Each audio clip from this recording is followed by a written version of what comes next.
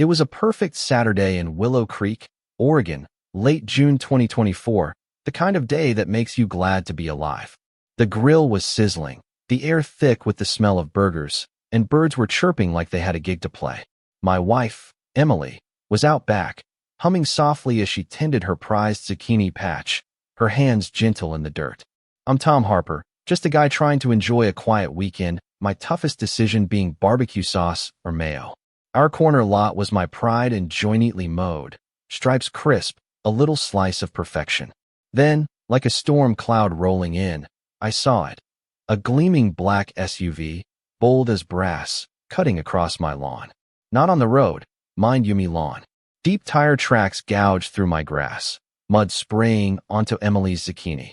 It was Laura Bennett, president of the Willow Creek Homeowners Association, saving herself a 10-second detour. She didn't even glance back, just parked on the far curb like she owned the place. I stood there, spatula in hand, a burger charring behind me. Emily's humming stopped dead. Did she just? She whispered, her eyes locked on the ruts. Looks like it, I said, trying to keep it light. Maybe she thought our yard's a new drive-through. Emily didn't laugh. She was already at the edge of the lawn, inspecting her crushed plants. The damage was bad, deep grooves, soil churned up. This wasn't just grass, it was our sanctuary. Anger bubbled up, sharp and hot. I knew I had to say something. Let one weed grow, my dad used to say, and soon you've got a jungle. That afternoon, I tracked down Laura. She was outside her house, barking orders at a landscaping crew, hands on hips, chin high, like she was running a small empire. Pink blouse, denim vest, sunglasses perched like a tiara. Laura, I started, forcing a smile. Nice day. She gave me a slow once-over, her voice cold. It is, Tom. Something I can help you with. She knew why I was there. Yeah, I said, hands in my pockets. You drove across my lawn this morning. Left some nasty tracks and messed up Emily's garden.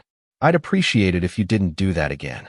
She smirked, a tiny, patronizing twist of her lips. Oh, that? It's a shortcut, Tom.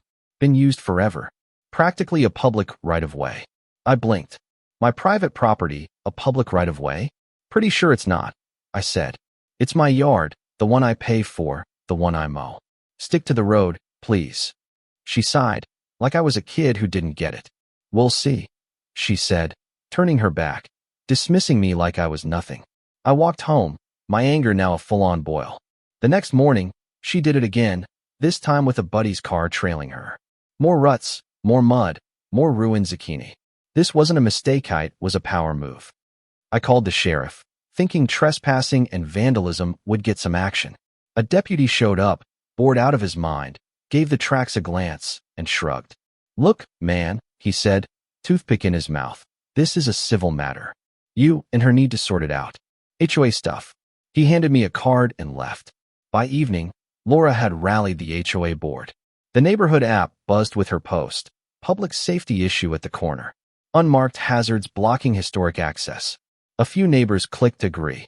One, Sarah from across the street, commented, "That's Tom's lawn." I didn't reply. I screenshotted it.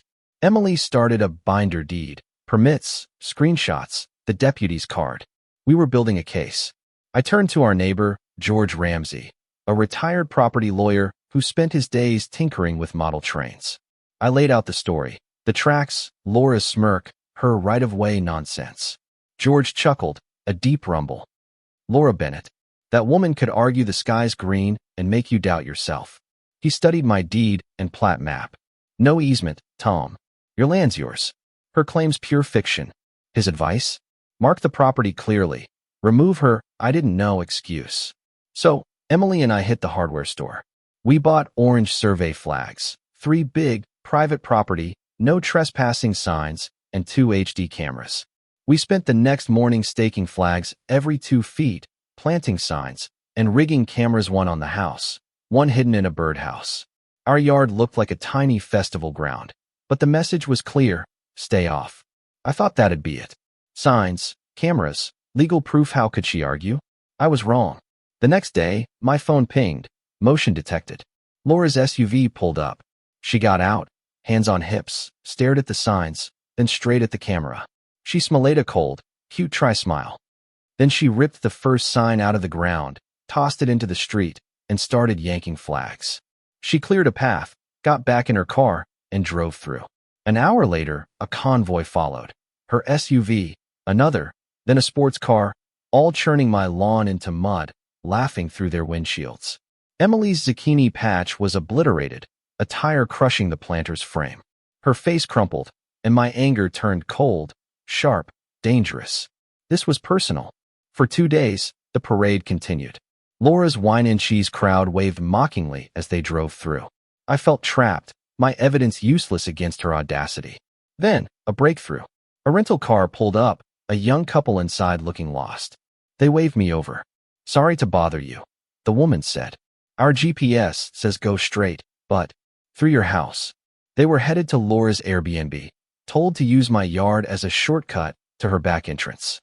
It hit me like a brick. Laura was running an illegal short-term rental, monetizing my lawn for her guests' parking. The gall was staggering. Emily's eyes burned. "She's breaking every HOA rule," she said. "We need more than cameras." She grabbed the drone I'd barely used since my birthday. It's 4K camera perfect for surveillance. We launched the Willow Creek Airbnb watch, logging every car, every guest, cross-referencing plates with rental sites. But watching wasn't enough. I needed a barrier Laura couldn't tear down. I needed a gate. I went to the city planner's office with my deed, George's analysis, and camera footage. Planner Diane Cole listened, unimpressed but fair. "You want a gate?" she asked. I nodded. "Swing gate, right at the property line." She checked the zoning. No easements, my right to fence. I filled out the permit, drew a precise site plan, paid the $25 fee, and left with approval pending. At the hardware store, I skipped the picket fences for industrial steel posts, a heavy swing gate, and me Ace retractable tire spikes, legal for private property with clear warnings. I ordered 4 metal signs. Warning, tire shredders in use. Severe tire damage. Unauthorized entry prohibited. That weekend, I poured concrete, set posts, hung the gate, and buried the spike system, wired to a remote in my garage. The signs went up, bold and red, the permit number zip-tied to a post. Emily inspected it. "You sure, Tom?" she asked. I held up the spike remote. "She started this war, Em. This is peace." Memorial Day weekend loomed, prime Airbnb time. At midnight, our Wi-Fi cutout gate cam froze. 2 SUVs idled. 3 figures in orange vests labeled compliance stepped out, one with a pry bar, another with roofing nails. Laura watched, filming, pink blouse glowing. Emily launched the drone, its spotlight pinning them. I shouted, "You're on camera." "That's a permitted gate." A new deputy arrived, body cam rolling. "HOA's not the law," he said, reading the permit. He bagged the nails, gave me a report number, and left. Diane emailed, tampering noted. Owner compliant. Another tab for the binder. Friday, a minivan family read the signs and backed off.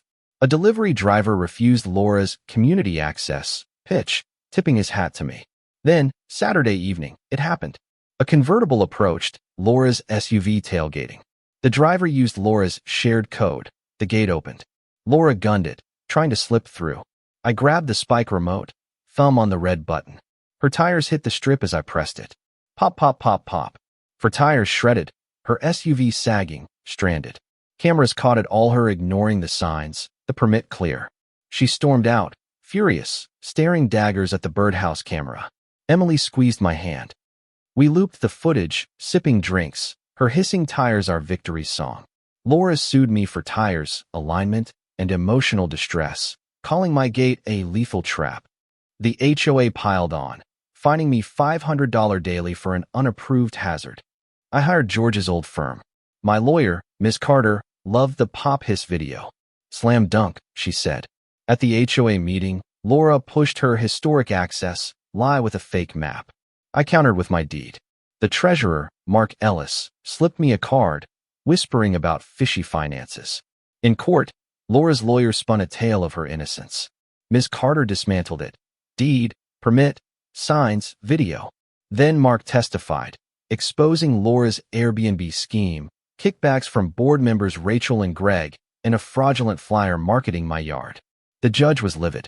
"Ms. Bennett," he said, "this is frivolous, malicious, bad faith."